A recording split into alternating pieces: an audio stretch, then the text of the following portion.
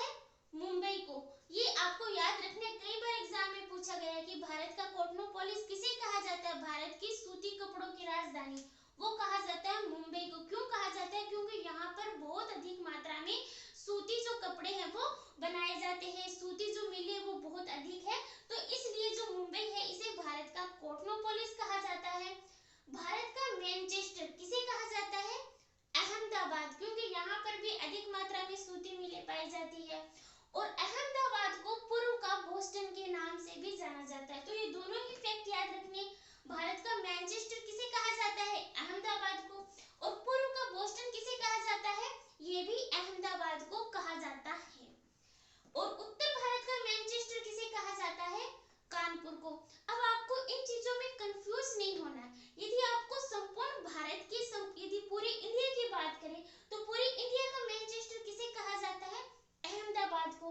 और सिर्फ उत्तरी भारत की बात करें तो उसका मैनचेस्टर किसे कहा जाता है? कानपुर को, क्योंकि यहाँ पर भी काफी मात्रा में सूती मिलें हैं।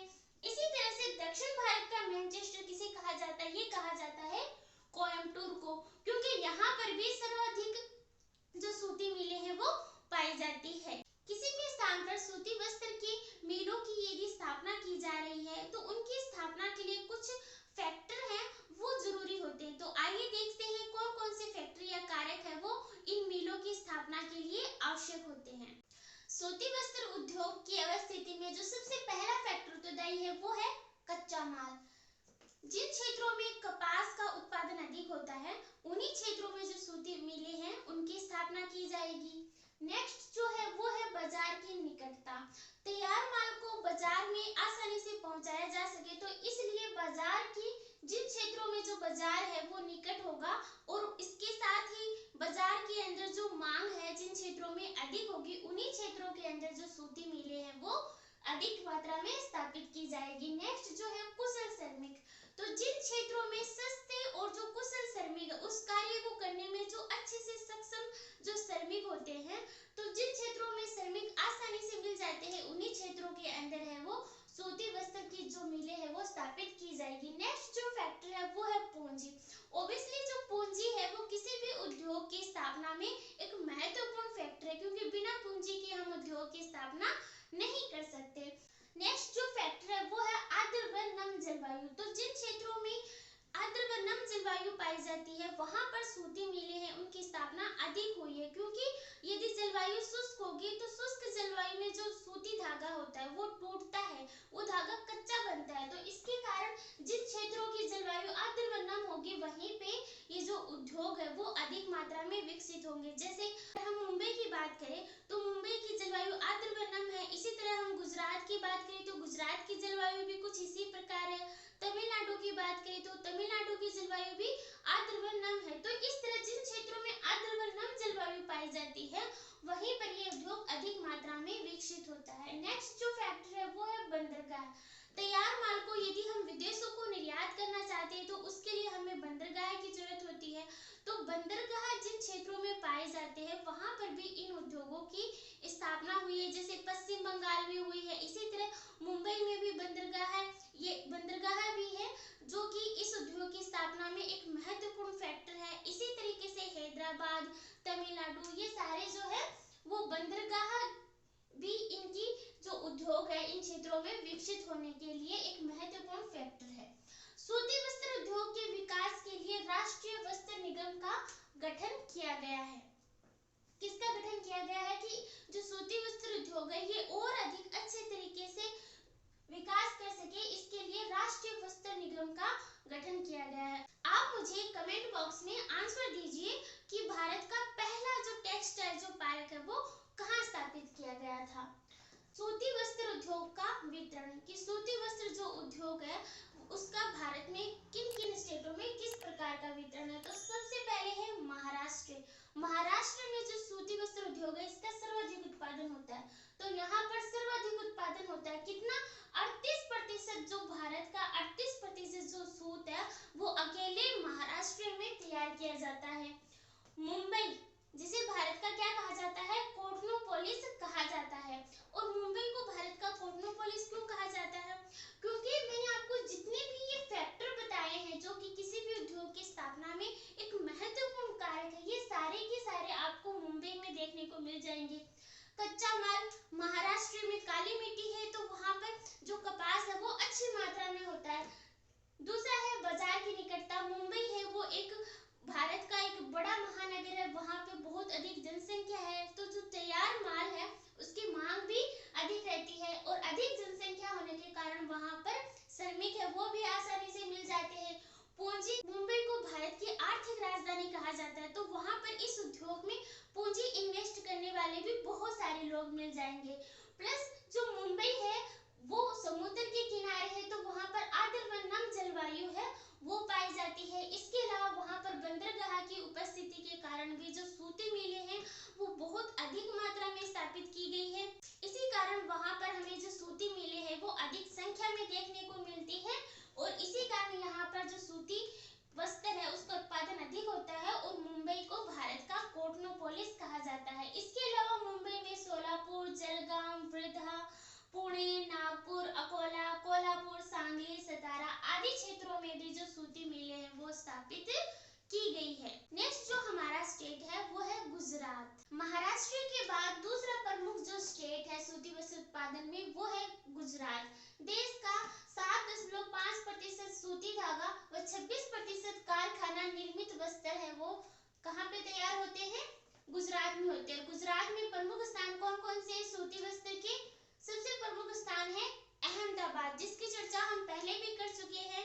और यहाँ पर सूती वस्त्र का जो उत्पादन है अधिक मात्रा में होने के कारण, सूती मिलें अधिक होने के कारण यहाँ पर इसे क्या कहा जाता है? अहमदाबाद को भारत का मैनचेस्टर या फिर पूर्व का बोस्टन की संज्ञा भी है वो इसे दी जाती है। इसके अलावा अहमदाबाद में बड़ोदरा, सूरत, राजकोट, भावनगर, पोरबंदर आदि स्थानों पर भी जो सूती मिलें हैं वो स्थापित की गई है। नेक्स्ट जो हमारा स्टेट है वो है तमिलनाडु।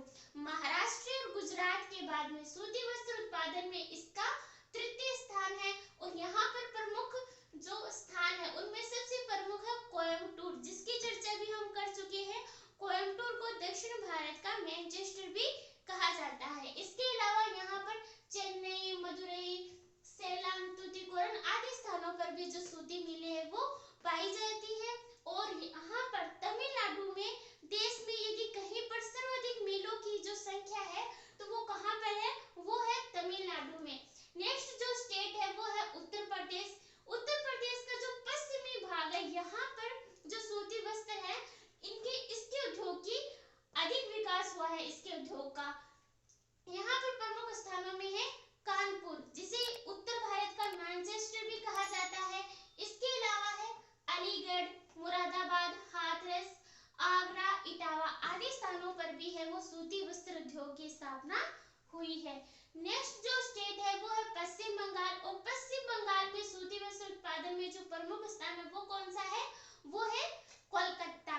कोलकाता क्यों है प्रमुख? क्योंकि यहाँ पर बंदरगाह की सुविधा भी मिल जाती है, आर्द्र व नम जलवायु भी मिल जाती है, कोयला भी मिल जाता है, और कोलकाता है वो एक बड़ा महानगर होने के कारण यहाँ पर कुशल व सस्ते श्रमिक भी मिल जाते हैं, जिसके कारण जो कोलकाता है यहाँ पर सूती वस्त्र है उसका उत्पादन अधिक होता है। अधिक संख्या में सूती मिलों की स्थापना हुई है। इसके अलावा पश्चिम बंगाल में सोदेपुर, सेरामपुर, श्यामनगर, मुर्शिदाबाद, घुसूरी, हावड़ा आदि क्षेत्रों में भी है वो सूती वस्त्र उद्योग की स्थापना हुई है। इसके अलावा मध्य प्रदेश में भी पर्याप्त मात्रा में जो कपास है वो उगाया जाता है, और मध्य प्रदेश में कौन कौन से स्थान है? इंदौर, उज्जैन, नागदा, देवास, भोपाल, जबलपुर, बुरहानपुर, राजनांदगांव इन क्षेत्रों में सूती वस्त्र उद्योग है की स्थापना हुई है। पंजाब में लुधियाना, अमृतसर, फगवाड़ा आदि क्षेत्रों में जो सूती वस्त्र है उसकी मिलें है वो पाई जाती है। तो हमारा आज का जो टॉपिक था वो यहीं कंप्लीट होता है। मिलते हैं हमारी